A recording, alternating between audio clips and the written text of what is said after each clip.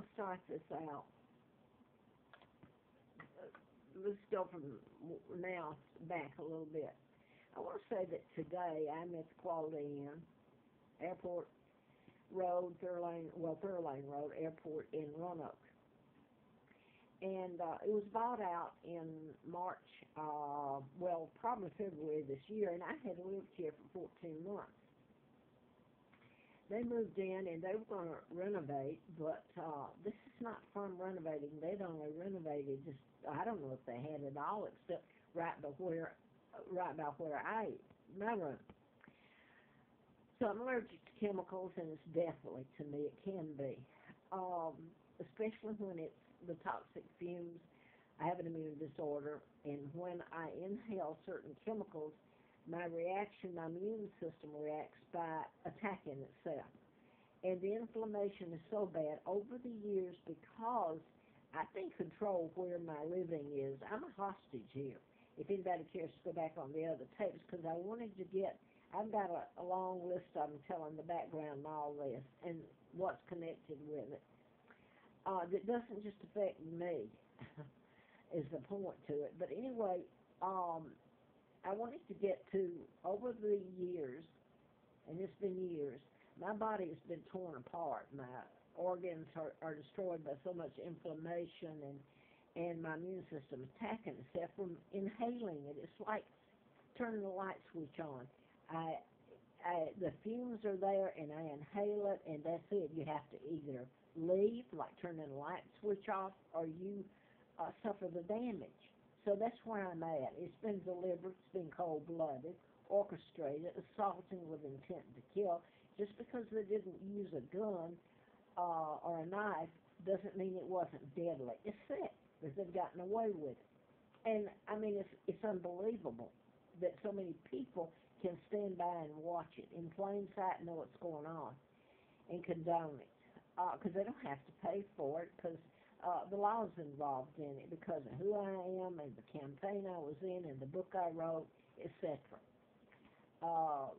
So I want to get to today. I came back here to Corporate Suites, and I've been here 14 months under another management up until March the 3rd of this year. They bought it out about February, and they really made sure I left by the chemicals poured on me. I mean, if they showed this to the world, they wouldn't find it funny. Believe me, 75-year-old woman that can't walk because they put me in this condition. So anyway, I left, and I came back, ended up back in Travel, where they own that one. So if people can't understand or wrap their mind around what's being done to me, their thing is, well, why don't you leave Roanoke, or why did you go there? Because I am not left an option in this. The people that are doing it had options. They certainly didn't have to commit a crime against me. That they didn't have to do. So I came back here because I had to leave out there. They were remodeling. And, of course, that doesn't account for the fumes that were coming out before the remodel, but I can point to the remodeling. They had it all lined up, the glues, the paste, the paint, walling and all that. They were tearing out everything. It was a mess. And so they can't deny that. I can take pictures of that, but then they'd say, well, we had to remodel. But this is an ongoing thing. It's done at such a high level because of who I am. So I came back here hoping there would be better. I suddenly called, because I didn't have anywhere to go and little money. And I was so sick. And I called Choice Hotels, and they told me I had free days or award days from when I was here before. So I thought, well, if they put me in there, maybe I can nobody will bother me. I can always hope. No fumes, no nothing. I can stay there for 20 days and save up just a few bucks so that I don't have to pay rent, and maybe I can find something. Or leave town if I can get on a bus or even get out of here now. My legs are paralyzed because of in my spine. So anyway, and my kidneys, my whole body. But anyway, today, again, the power went off. Now I'm going to go back to when I came in here this past, yesterday was a week ago, for 20 days, by choice awards, free days that I had built up. So the power went off about 2 o'clock. And I called the girl and I said, the power's off again. And her name was supposed to be Mickey. She said, well, I'll have someone turn it back on. So someone turned it on, and I had an episode a couple of days after I checked in. And so I wasn't going to have anything else to do with them. I go up and eat the breakfast, and I come back out, and I don't see them again because it's prepaid. I don't need to. Less said to them, the better. So anyway, she called me. I didn't say, hey, the electricity's back on, and cut it on. She called me, and she said, I want to inform you. And I sit here later, I thought, what's she informing me? She said, what did you have running? She said something, she inferred that I was overloading the system, that, hey, listen to this, that mine is the only one that went out. And she implied that I was doing something wrong. I said, no, I told her what I had on, the TV, the microwave, and my cell phone was charging. And she says, well, that's okay. You can use those. All right. She said the owner said that to tell you that things aren't the way they were when you were here before. So she left that blank. She was rude as hell. Excuse me. Anyway, I can't remember all that was said, but the less said is the better. But I'm a paying customer. I haven't done anything to anybody. I really haven't. I've been done in. Anyway, I want to go back to, I called her, after that conversation, I did call her back.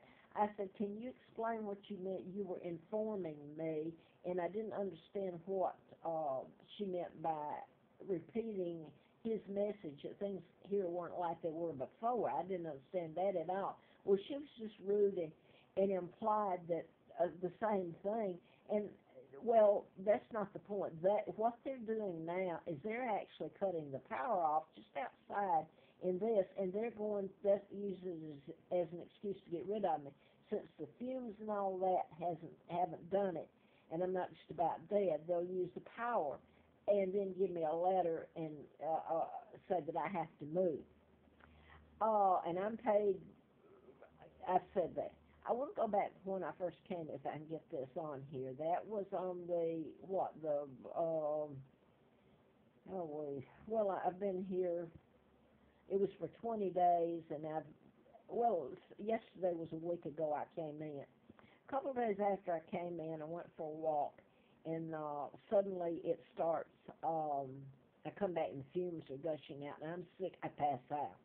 Wake up and it's dark, and then the lights went out. So I called, and the same girl that checked me in, Kim, and she said, well, I'll send someone to turn it on. Well, all you have to do is go around right here next to me, the box is in, you flip it on. I imagine that's how someone with a key flips it off. They're deliberately turning it off, just like they turned on the fumes and flip it off. They can do that, and nobody's going to touch them. So she said that nobody could come, and she was by herself. Can you imagine that this is a huge place? What if it happens to someone else? So the point is, they're out to make me move. They've been given the word, make me move. So she tells me that I can't occupy 2 rooms. I didn't ask to. I just asked to stay and have the electricity cut back on in the one I'm in. So I can't move my stuff next door. That's the only room they can give me. It's a couple doors down or upstairs where I can't pull it. I'm elderly. I can't even get around. I reminded her of that, and she reminded me that she was the one who checked me in. She knew. She didn't care. She said she's there by herself. Oh, come on. And so I was cut off. She had to have the key to 116. This one that I was in, electricity went off. She had to have the key. Isn't that something? Then I didn't have access to my things. So at 11 o'clock, I didn't have but a couple things down in the other one. I can't pull them. So I went up there, and they were changing shifts. And lo and behold, Well, I can't get into all that was said. It was just mean for no reason at all.